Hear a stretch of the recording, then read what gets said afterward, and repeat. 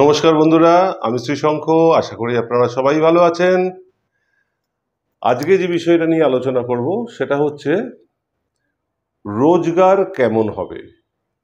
রোজগার বলতে অর্থ রোজগার। এটা আমরা যে কোনো জন্মরাশি চক্রের দ্বিতীয় ভাব থেকে বিচার করি, কারণ দ্বিতীয় ভাব থেকে উপার্জন যা আমাদের বাঁচিয়ে রাখে। উপার্জন অনেক রকম হতে পারে, বৈষয়িক হতে পারে, অবৈষয়িক হতে পারে। আমি অবৈষয়িকের দিকে যাচ্ছি না, আমি যাচ্ছি বৈষয়িকের দিকে, অর্থাৎ অর্থ।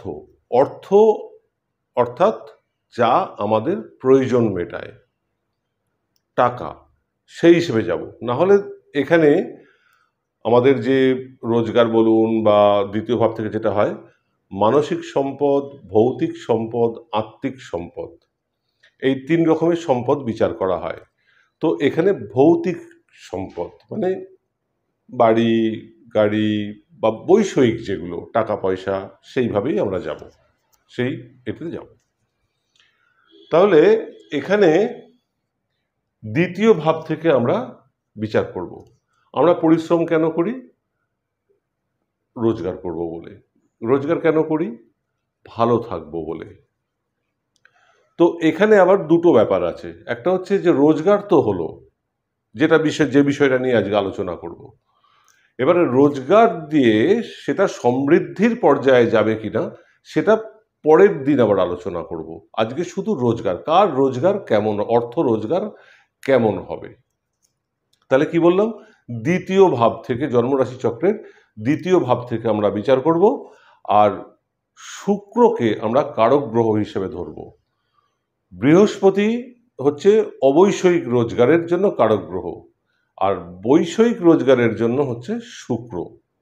সেটা প্রীতিকর হবে কিনা বা ভালো হবে কিনা বা মনের মতো হবে কিনা, শুক্রকে ধরব। আমি এখানে আজকে দুটো জন্মরাশি চক্র নিয়ে এসেছি। একটা হচ্ছে আর্থিক স্বাচ্ছন্দ্যতা রোজগারের দিক থেকে, আর একটা হচ্ছে আর্থিক অস্বাচ্ছন্দ্যতা, মানে রোজগারটা ভালো না। তাহলে এই দুটো জন্মরাশি চক্র বিচার করলে মোটামুটি বোঝা যাবে যে দ্বিতীয় পতি, দ্বিতীয় ভাব, এই দুটো বিষয় এবং শুক্র, এই তিনটেকে যদি আমরা জন্মরাশি চক্র বিচার করি তাহলে বুঝতে পারবো যে কার অর্থ রোজগার জীবনে কেমন হবে।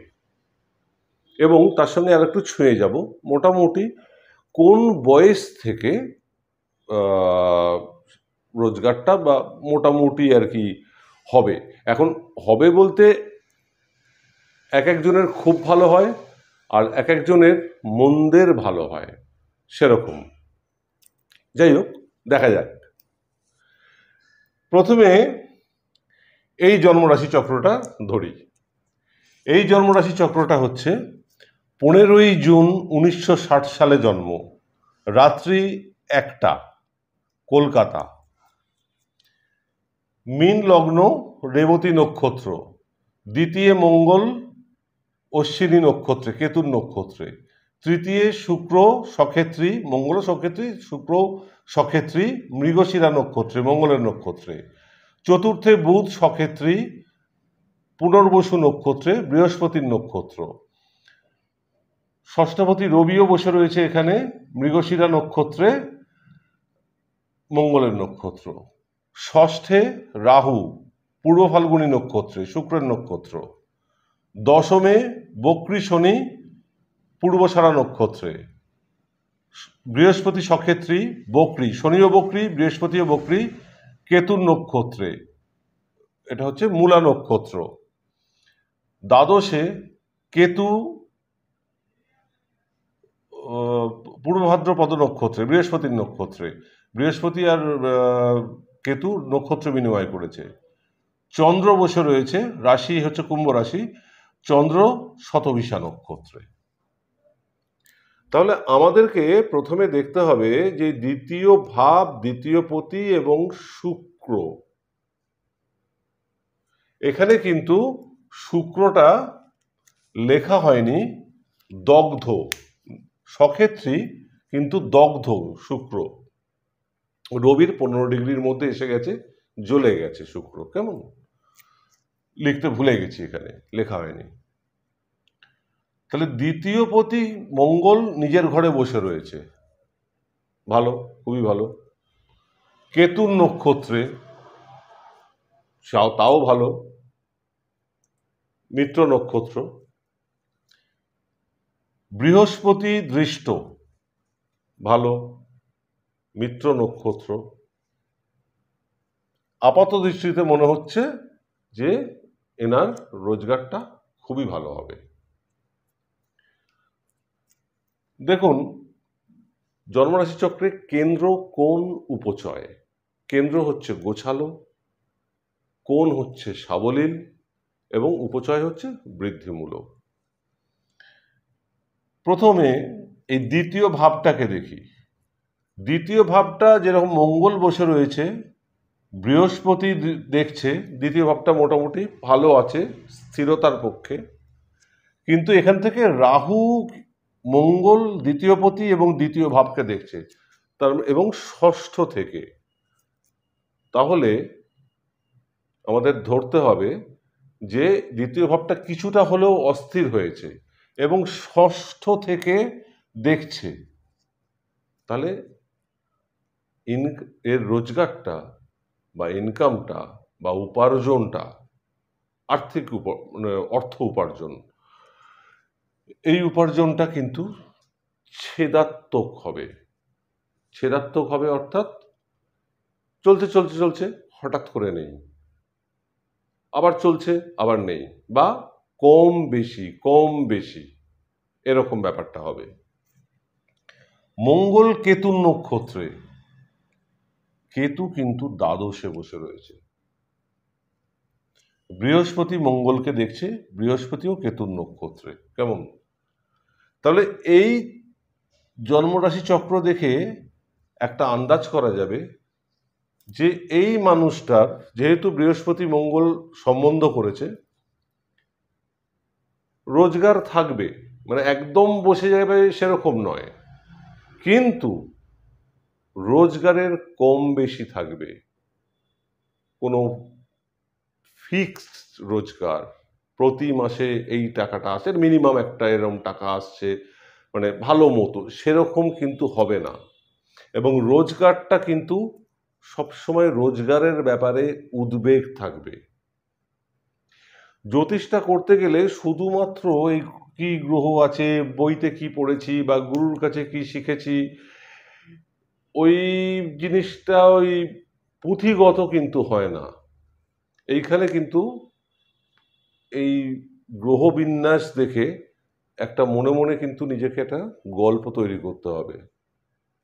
সেই গল্পটা অনুযায়ী কিন্তু ফল হবে, সে অর্থ রোজগার হোক, বিয়ে হোক, চাকরি হোক, অসুস্থতা হোক, দুর্ঘটনা হোক, সব কিছুতেই জ্যোতিষে একটা স্টোরি যদি না বানাতে পারি তাহলে কিন্তু ফলটা মিলবে না।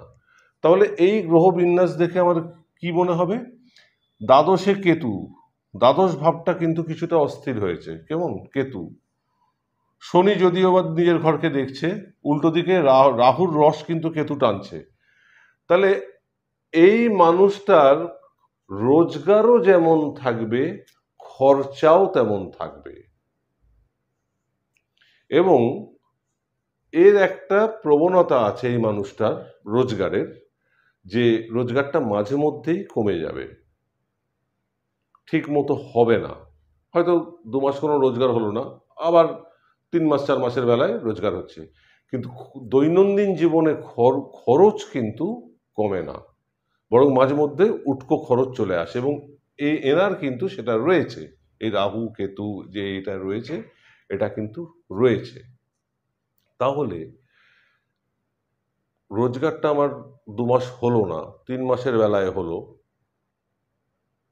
কিন্তু খরচটা চলে যাচ্ছে, তার মানে গর্ত তৈরি হচ্ছে। যেই রোজগারটা এলো আবার আবার গর্তগুলো ভরাট হয়ে গেল, মানে খরচ যেগুলো যেভাবেই হোক খরচ করেছেন, হয়তো ধার করে হোক বা এ করে হোক, সেটা বুঝে গেল। তার মানে হাতে কিছু থাকছে না। হাতে কিছু থাকছে না মানে সব সময়ই কিন্তু একটা উদ্বিগ্নতা বা কিছুটা দৈন্যদশা কিন্তু থাকবে। শুক্র সক্ষেত্রী, কিন্তু শুক্র কি বললাম একটু আগে, দগ্ধ, জ্বলে গেছে, কম্বাস্ট। তাহলে এর রোজগারের জায়গাটাও কিন্তু খুব একটা প্রীতিকর হবে না। এবার মিলিয়ে দেখে নিন, আমরা কর্ম করি উপার্জনের জন্য। এবার উপার্জনটা মানে অর্থ হিসেবে ধরছি আমি, উপার্জন তো অনেক কিছু হতে পারে, আধ্যাত্মিক উপার্জন হতে পারে, মানে মানসিক গুণ উপার্জন হতে পারে, বিদ্যা উপার্জন হতে পারে, এখানে অর্থ উপার্জন ধরছি। এই বৃহস্পতি একে দেখছে বলে বৃহস্পতি কিন্তু একে চালিয়ে দিচ্ছে, এনাকে। তার মানে গল্পটা হচ্ছে যে রোজগার মাঝে মধ্যে থাকবে না, উদ্বেগ হবে, টেনশন হবে, আর্থিক চাপ পড়বে, কিন্তু সামহাউ যেভাবেই হোক বৃহস্পতির কৃপায় কিন্তু ও বেরিয়ে যাবে। আর এনার ফিক্সড চাকরি বা এরম কিছু হবে না। তাহলে চাকরি হলে তো ফিক্সড হয়, তাহলে চাকরি হলে চাকরি বেশি দিন থাকবে না, চাকরি বারবার পরিবর্তন হবে। এবং চাকরি যেহেতু থাকছে না, তার মানে অন্য কিছু করবেন উনি, ব্যবসা হোক, পেশা হোক, যাই হোক কিছু করবে, সেখানে কিন্তু ওই নৌকোর মতো টালমাটাল, কখনো উঠে যাচ্ছে, কখনো আবার নেমে যাচ্ছে, কোনো স্থিরতা কিন্তু নেই। কর্ম করি, কর্মের পঞ্চম ভাব হচ্ছে পরিণামী ফল। কেন কর্ম করছি উপার্জনের জন্য, 1 2 3 4 5 পরিণামী ফল। তাহলে কর্মের জায়গাটাও দেখুন, বৃহস্পতি নিজের ঘরে আছে, কেতুর নক্ষত্রে, কেতু দ্বাদশে, শনি বসে রয়েছে। তাহলে এনার কর্মটা কিন্তু সারা মানে জীবনে প্রথম দিকটায় খুব মানে কষ্টকর এবং পরিশ্রম বেশি, রোজগার কম, এবং বলা যায় এক কথায় যে ছেঁচড়াতে ছেঁচড়াতে উঠবে, ঘষে মেজে উঠবে অনেকটা দূর। এইবারে তাহলে আমরা পেয়ে গেলাম কি, এর কর্মটা সেরকম ভালো হচ্ছে না, তার রিফ্লেকশনটা হয়েছে রোজগারে, রোজগারটা ভালো হচ্ছে না। এবার রোজগার নিয়ে আমরা কি করি, আমাদের জীবনযাত্রা ভালো থাকার ষষ্ঠ ভাব, ষষ্ঠ ভাবটা দেখুন, সিংহের ঘর, রবির ঘর, রাহু বসে নষ্ট করেছে। এবং ষষ্ঠপতি রবি, বৃহস্পতি যেমন দৃষ্ট তেমনি শনিও দৃষ্ট। কেমন, রবি মঙ্গলের নক্ষত্রে যে নক্ষত্রপতি, সেই নিজে দূষিত হয়েছে কেতুর নক্ষত্রে, দ্বাদশস্থ কেতুর নক্ষত্রে। তাহলে পুরো ছবিটাই দেখা যাচ্ছে যে না, রোজগার ভালো হবে, কর্ম ভালো হবে না, রোজগারটাও ভালো হবে না, মনের মতো হবে না, এবং সেই অনুযায়ী জীবনযাত্রা যেটা ভোগ সুখ, সেটাও ভালো হবে না। ভোগ সুখের জন্য কাকে আমরা ধরে রাখি, শুক্র। শুক্র হচ্ছে ভোগ সুখের, সে খারাপ ভোগ হোক, ভালো ভোগ হোক, শুক্রটাও কিন্তু দুর্বল। তাহলে যেহেতু সক্ষেত্রে ইচ্ছে আছে ভালো ভোগ সুখ করার, কিন্তু হবে না। আচ্ছা, এই তো গেল। এইবারে এনার দৈন্যদশা তো রয়েছে, কিন্তু তবু একটা বয়সের পর তো মন্দের ভালো হবে, সেটা কবে, সেটা যদি আমরা বিচার করব শনি, রাহু, বৃহস্পতি, কেতু, এই চারটে প্ল্যানেটকে ধরে বিচার করব, তাহলে দেখা যাচ্ছে যে মোটামুটি এনার 52-53 বছর বয়সের, হয়তো 1 বছর এদিক ওদিক হতে পারে, 52, কারণ সেই দশাটা আসতে হবে, 52-53 বছর বয়সে গিয়ে একটু মোটামুটি মানে সারা জীবন যা করে এসেছি তার থেকে একটু স্থিতিশীলতা আসবে, কিন্তু পায়ে জমি কিন্তু কোনোদিন পাবে না। পায়ের তলায় যে জমি, প্রতিষ্ঠা, সেইটা কিন্তু জোর দিয়ে প্রতিষ্ঠা, সেইটা কিন্তু পাবে না। এবং বাস্তবে তাই হয়েছে ভদ্রলোকের। তো 52-53 বছর ভদ্রলোক বুধ মঙ্গলের দশায় 5ই মার্চ 2013 বুধের দশায় মঙ্গলের অন্তর্দশা, সেই সময় থেকে 2013, 5ই মার্চ 2013, সেই সময় থেকে মোটামুটি একটু কি বলবো অক্সিজেনটা পেতে শুরু করেছেন, যে হ্যাঁ ঠিক আছে, সারা জীবন যা কষ্ট করেছি এখন একটু যেন স্মুথ, কিন্তু উদ্বিগ্নতা যাবে না, ওখানেও কিন্তু কম বেশি হবে, এই ইনকাম আছে এই নেই, কিন্তু আগের থেকে ভালো। এবার চলে আসি এই এই জন্মরাশি চক্রে। এনার 6ই অক্টোবর 1962 সালে জন্ম, এনার থেকে 2 বছর পরে, সন্ধে 6:20 কলকাতা। এনার দেখুন মেষ লগ্ন, অশ্বিনী নক্ষত্রে বসে আছে, কেতুর নক্ষত্র, চতুর্থে মঙ্গল পুষ্যা নক্ষত্রে শনির নক্ষত্রে, রাহু পুষ্যা নক্ষত্রে শনির নক্ষত্রে, শনি একাদশপতি, কিন্তু দশমপতি একাদশপতি, দশমেই বসে রয়েছে বকরি শ্রবণা নক্ষত্রে, কেতু দশমে বসে রয়েছে শ্রবণা নক্ষত্রে, দুটোই চন্দ্রের নক্ষত্র, বৃহস্পতি দ্বাদশপতি বৃহস্পতি কিন্তু একাদশে বসে রয়েছে বকরি শতবিশা নক্ষত্রে।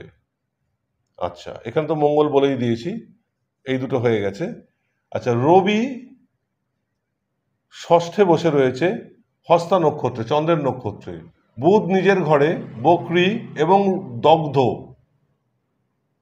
13 মানে হস্তা নক্ষত্রে, শুক্র দ্বিতীয়পতি সপ্তমপতি শুক্র নিজের ঘরেই একাদশস্থ বৃহস্পতির নক্ষত্রে, ধনু রাশি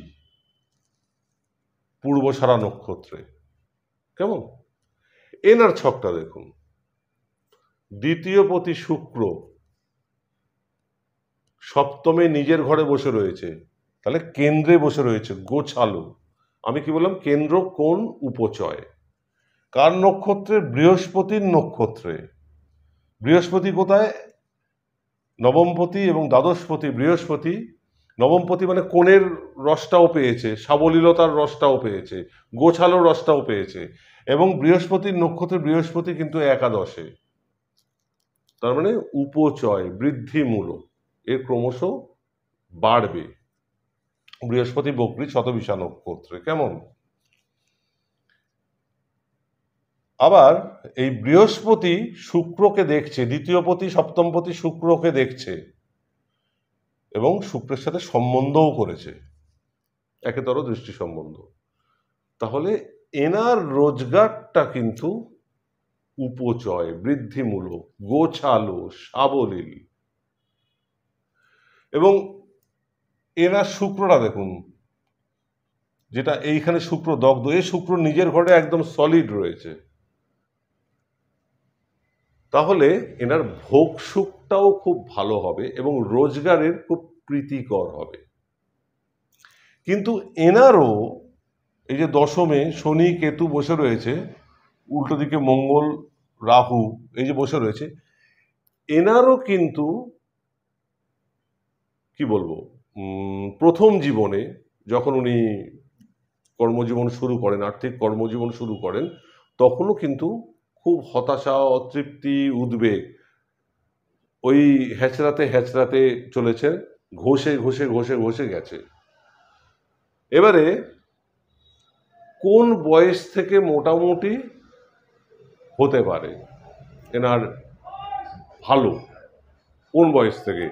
সেটা হচ্ছে, এখানে যদি আমি শনি বৃহস্পতি রাহু কেতু আমি ধরে নিই, তাহলে এনার হবে মোটামুটি 37 বছর বয়স থেকে। 1 বছর আগে পরে হতে পারে, কিন্তু দশাটা আসতে হবে। এবং সত্যিই তাই, বাস্তবেই তাই, এনার রাহুর দশায় 26শে নভেম্বর 2001 সেই সময় থেকে কিন্তু ওনার আস্তে আস্তে আস্তে আস্তে কর্মজীবনটা খুব সুন্দর হয়েছে, অর্থ রোজগারও কিন্তু অনেক বেড়ে গেছে। এবং এখানেও যদি দেখেন যে দেখুন দ্বিতীয় এখানে একাদশ হয়ে রয়েছে, ষষ্ঠ ভাবটা কিন্তু মোটামুটি বুধ নিজে বসে রয়েছে, নিজের ঘরটাকে নিজে, যদিও দগ্ধ কিন্তু আগলে রেখেছে, ষষ্ঠ ভাবটাও কিন্তু ভালো রয়েছে। আর এর কর্মভাবটা দেখুন, একাদশ দশমপতি একাদশপতি তো শনি, তো আমি এইভাবে ধরবো যে একাদশপতি দশমে বসে রয়েছে এবং লগ্নপতি মঙ্গল সেও কিন্তু এখানে দৃষ্টি দিচ্ছে। তাহলে কাজের জায়গাটায় অস্থিরতা রয়েছে, কিন্তু তার মধ্যে দিয়েও চলবে এবং রোজগারটা খুব ভালো হবে। এবং রোজগারটা ভালো হওয়ার জন্য যেহেতু বুধ এখানে বসে রয়েছে চন্দ্রের নক্ষত্রে এবং চন্দ্র নবমে, তার মানে এনারও জীবনযাত্রাটা ভালোই হবে, সাবলীলতা থাকবে। তাহলে এইভাবে যে কোনো আমাদের জন্মরাশি চক্র বিচার করতে হবে। মোদ্দা কথা, দ্বিতীয় ভাব, দ্বিতীয় পতি এবং কারক গ্রহ শুক্রকে ধরতে হবে। এর কিন্তু দেখুন দ্বিতীয় ভাবটা কিন্তু একদম ফ্রি। এর যেমন এখানে দ্বিতীয় ভাবটা রাহু যেরকম বসে অস্থিরতা করেছে, এখানে কিন্তু দ্বিতীয় পতিও খুব সবল হয়ে রয়েছে এবং দ্বিতীয় ভাবটাও কিন্তু একদম খুব সুন্দর হয়ে রয়েছে। আর শুক্র তো মানে বলবান হয়েই রয়েছে, সেদিক দিয়ে কোনো রকম নেই। তো এইবারে আগামী দিন এই দুটো জন্মরাশি চক্রেই আমরা আলোচনা করব যে রোজগার তো হলো, রোজগার তো অনেকেই করে, কিন্তু রোজগার কেউ উড়িয়ে দেয়, আবার কেউ রোজগার সমৃদ্ধির পর্যায়ে যায়। সমৃদ্ধি বলতে জমানো, ব্যাংক ব্যালেন্স হলো, এটা ওটা কেনা, অমুক তমুক, এইরকম ব্যাপারটা হয়। তো সেইটা হবে কিনা, এই দুটো চার্টকে নিয়েই আমরা আগামী দিন বিচার করব যে বাড়ি হবে কিনা বা সমৃদ্ধির পর্যায়ে যাবে কিনা। আর এখানে একটা জিনিস লক্ষ্য করে দেখুন যে এই যে দ্বাদশ ভাবটা, এরও দ্বাদশ ভাব কিন্তু অস্থির হয়ে রয়েছে। তাহলে এর খরচাটাও বেশি হবে, খরচাটাও খুবই হবে, কিন্তু এই ভদ্রলোকের মতো কিন্তু রোজগারটা মানে ছেদাত্মক নয়, যার জন্য এবং এর রোজগারটা এর থেকে অনেক গুণ বেশি। অতএব খরচা তো আমাদের প্রত্যেকেরই হয়, কিন্তু যাদের রোজগার কম তাদের না বিশ্বাস উঠে যায়, যাদের রোজগার বেশি তাদের কাছে কোনো অসুবিধা নেই। তফাৎটা হচ্ছে এইখানে, এর খরচা খুব বেশি, রোজগার তুলনায় কম। এর হচ্ছে রোজগার প্রচুর ওই রাহুর দশা থেকে, কিন্তু খরচাটা ঠিক আছে, নর্মাল, প্রত্যেকের যেরকম হয়, হয়তো একটু বেশি, তাতে কিছু যায় আসে না, এত রোজগার করে। তো বন্ধুরা, আজকের মতো এখানেই শেষ করছি। আগামী দিন আবার আসবো যে রোজগার সমৃদ্ধির পর্যায়ে যাবে কিনা। তারপরের দিন আলোচনা করব এই জন্মরাশি চক্র নিয়ে যে বাড়ি গাড়ি হবে কিনা। তো আপনারা সবাই ভালো থাকুন, সুস্থ থাকুন।